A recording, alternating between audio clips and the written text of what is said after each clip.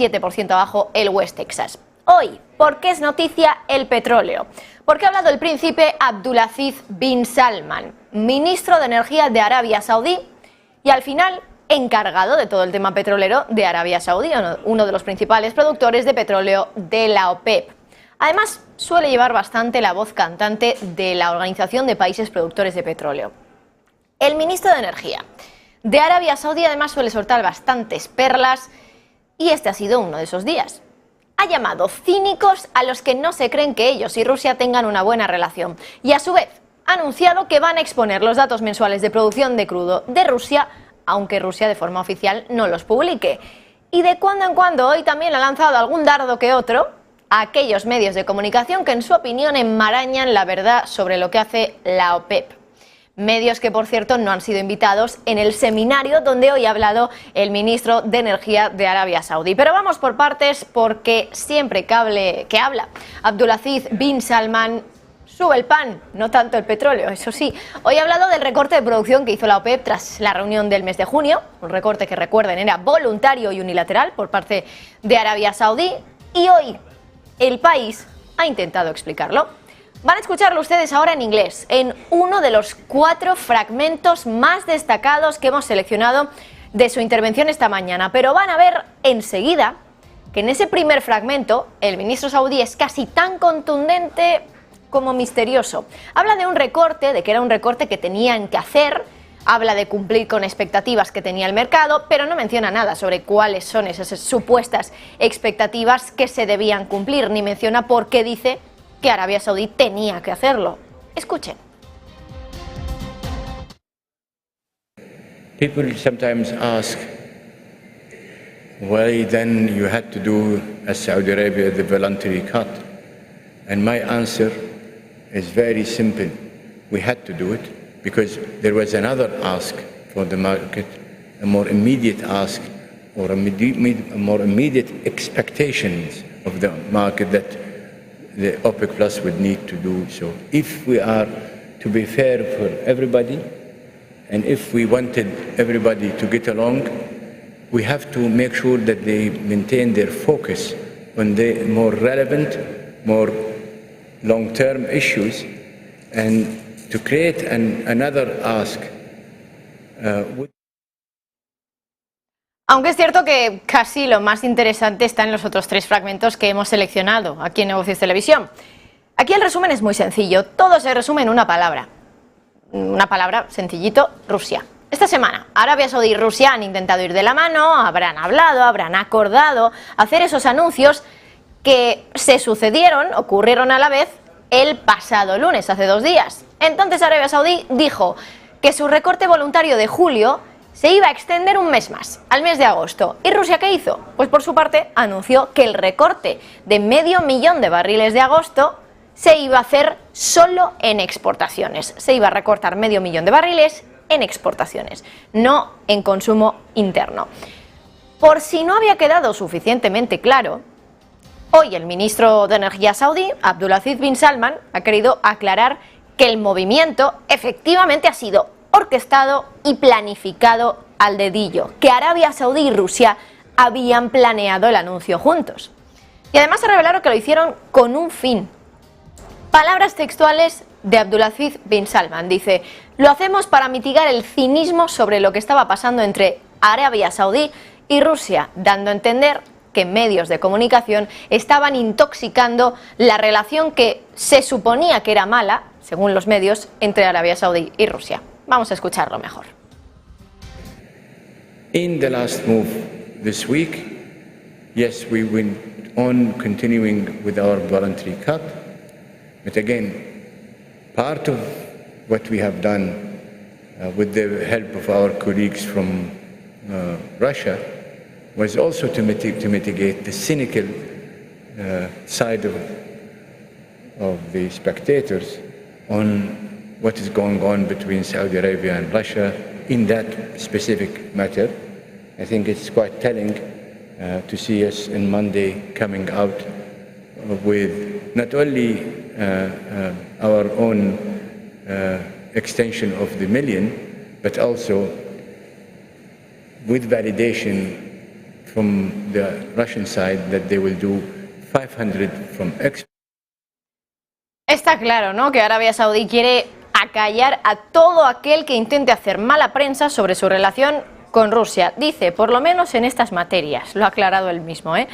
Aunque bueno, ya saben que se ha comentado en muchos medios de comunicación que los saudíes estaban molestos con los rusos por la falta de transparencia respecto a sus recortes de producción. Ya saben que Rusia en febrero fue el primer país, uno de los primeros de la OPEP, en hacer recortes unilaterales y voluntarios de producción de petróleo. En este caso, lo que hizo Rusia fue recortar 500.000 de barriles diarios, un recorte que se extiende durante todo el ejercicio 2023.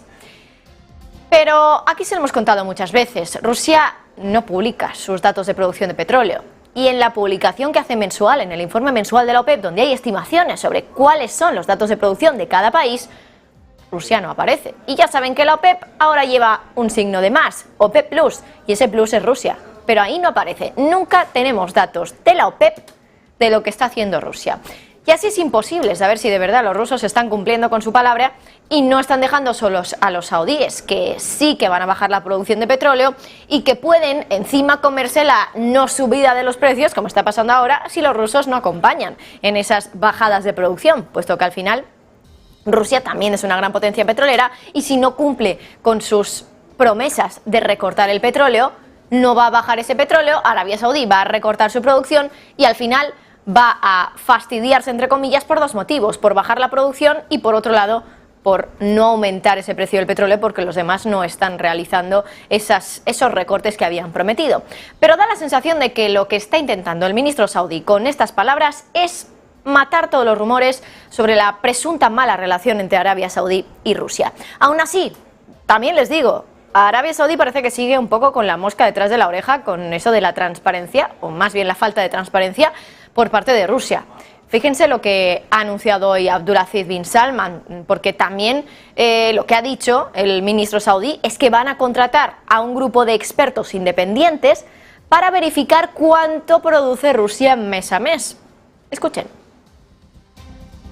I forgot to mention that also, and this is something that we give great deal of recognition for the Secretariat, whereby myself as a chair, not as a Saudi representing Saudi Arabia, but as a chair and with the Secretariat, we worked hard with the 7 independent sources verifying Russia number, and they have committed to this exercise, and they are going to be doing it in a month. Y claro, el hecho de que Arabia Saudí quiera verificar esos datos puede estar abierto a bastantes interpretaciones. ¿Lo objetivo qué es? Pues que Arabia Saudí quiere tener certezas, ¿no?, sobre lo que produce Rusia, en este caso su aliado de la OPEP.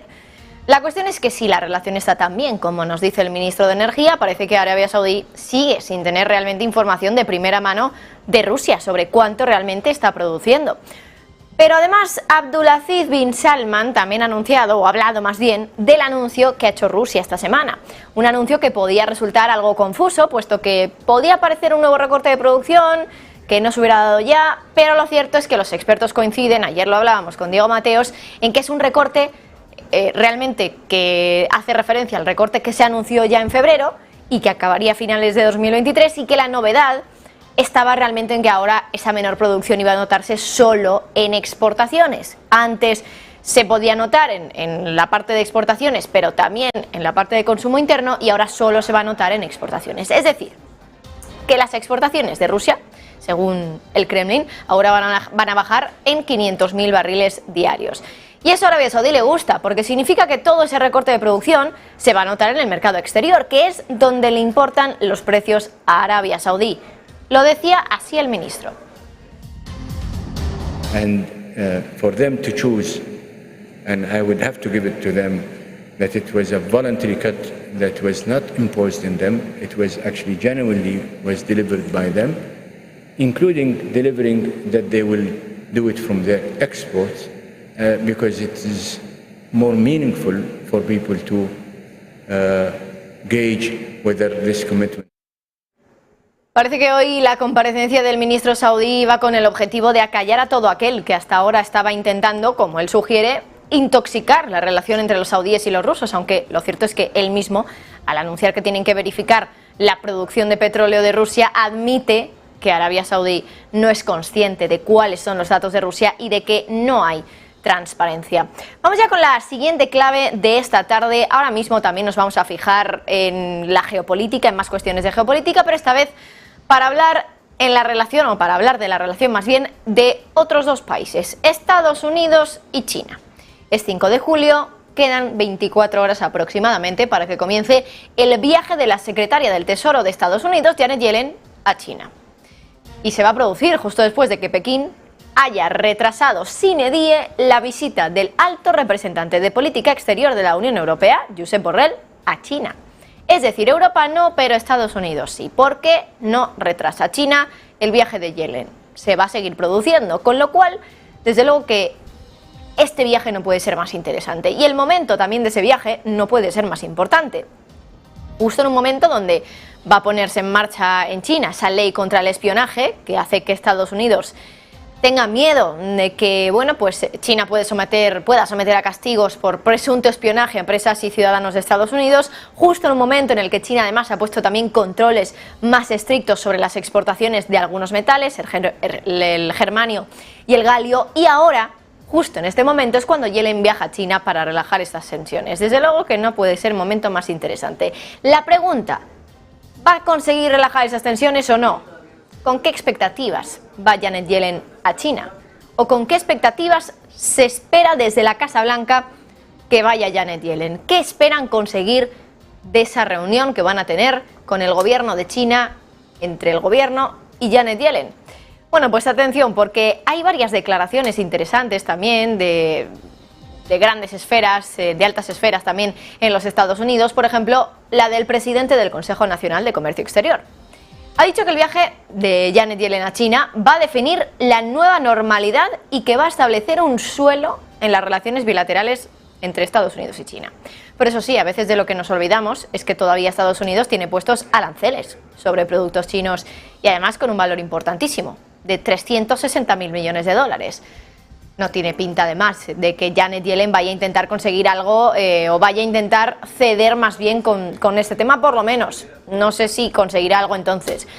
Es verdad que si miramos a los datos, el comercio entre Estados Unidos y China sigue a todo gas, desde luego. De hecho, en 2022 creció y creció también por tercer año consecutivo. Llevaba 3 años con crecimiento este comercio exterior entre Estados Unidos y China. Casualmente, los 3 años donde la tensión ha sido la más alta entre estos dos países en las últimas décadas.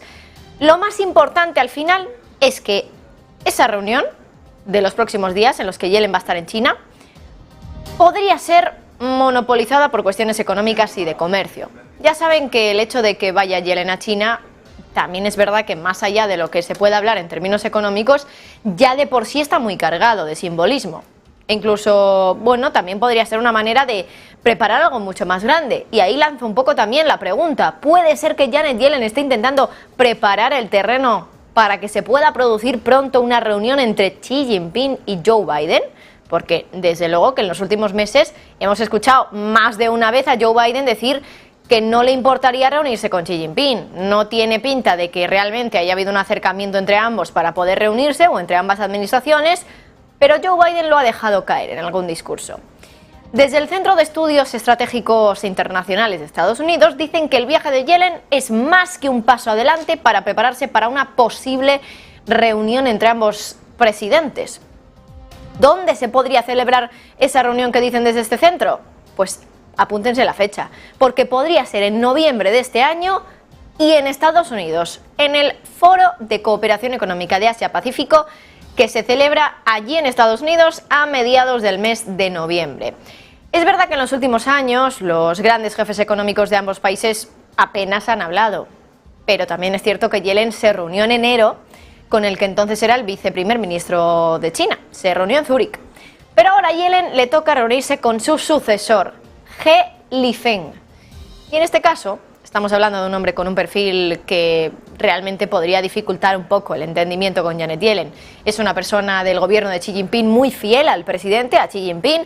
No se siente muy cómodo hablando en inglés, ni tampoco viene de un ámbito económico o un ámbito financiero. Por eso desde la Casa Blanca creen que esa reunión va a ser bastante más formal de lo que podría haber sido si su sucesor bueno, pues no hubiera ocurrido y por lo tanto estuviera todavía Liu He como viceprimer ministro de China.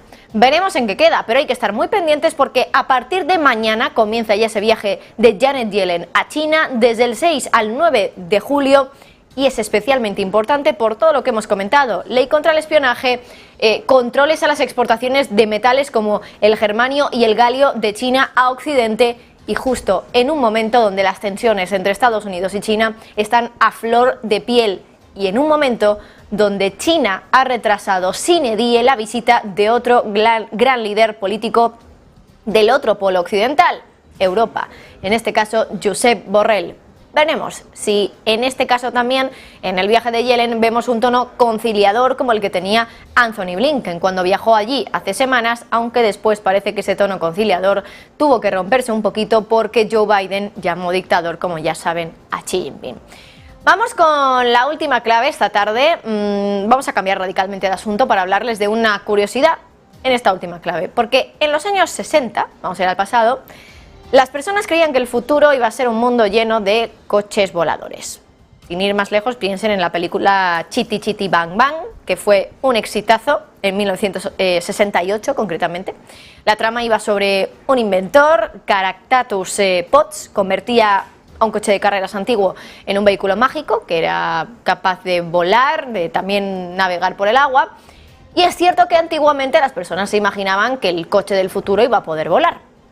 La realidad, bueno, es que el futuro, que entonces era futuro y ahora es presente, está más en coches autónomos, coches puramente eléctricos, que sean sostenibles, cuyo precio también sea asequible, que puedan democratizarse para todo el mundo. Lo cierto es que eso de que los coches vuelen no es algo que se haya borrado de nuestra mente, desde luego, al menos de forma completa. Y de hecho, ¿por qué estamos hablando de esto hoy? Porque Estados Unidos acaba de dar luz verde para empezar con las pruebas de un coche volador. Ha sido la Administración Federal de Aviación. Ha certificado para probar un vehículo que una empresa nueva de California describe como un coche volador. El primer vehículo completamente eléctrico que dicen que puede volar y además también viajar por carretera e incluso estacionar también y luego despegar de forma vertical. La empresa se llama Aleph Automotive. Y ese coche avión que están ideando se va a llamar Modelo A. Tampoco es que sea demasiado llamativo, demasiado fashion el nombre. Para ellos va a ser el primer coche volador que se puede conducir en la vía pública y que puede estacionar como un coche normal, pero que además también tiene capacidad de despegar y de aterrizar verticalmente. Todo apunta a que va a poder transportar 1 o 2 ocupantes, que va a tener un alcance en carretera de unas 200 millas y además también un alcance de vuelo de 110 millas. Ahora, ustedes se preguntarán, ¿a qué precio, no? ¿Se puede vender, comprar más bien un coche volador de estos? Bueno, pues no les voy a mentir, es caro. Aunque es cierto que los coches de lujo normales y corrientes valen más dinero que lo que a priori podría valer este.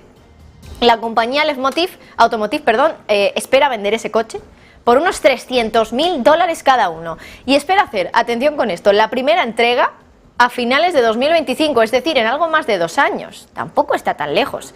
El poder ver, si sale bien, que este coche volador es una realidad. Estados Unidos ha confirmado que le ha emitido a esta compañía, Aleph Automotive, un certificado, que es un certificado de aeronavegabilidad especial. Y también me imagino que muchos dirán, ¿esto qué es? ¿Esto qué significa este certificado? Bueno, pues va a permitirle pocas cosas. Va a permitirle exhibir, investigar y desarrollar ese coche volador. Y aunque suene un poco a ficción, la verdad es que hay muchas empresas trabajando ya en estos automóviles voladores totalmente eléctricos, que a lo mejor llamarles coches puede ser algo confuso. Simplemente son artefactos que van a volar y que nos van a poder transportar a sitios. Pero en este caso, en el caso de Aleph Automotive, sería un coche que puede viajar por carretera y que además también puede volar. Estados Unidos ya ha dicho que Aleph no es el primer avión de este tipo en obtener un certificado de aeronavegabilidad especial. Pero Aleph dice que su coche es muy diferente, porque tiene capacidad para funcionar tanto en carreteras como en el aire, parecer un coche normal, estacionar en un espacio de estacionamiento normal y además luego despegar de forma vertical. Veremos dónde queda. Dice Estados Unidos que no es la primera vez que le da un certificado de estos a una compañía que dice tener un coche volador.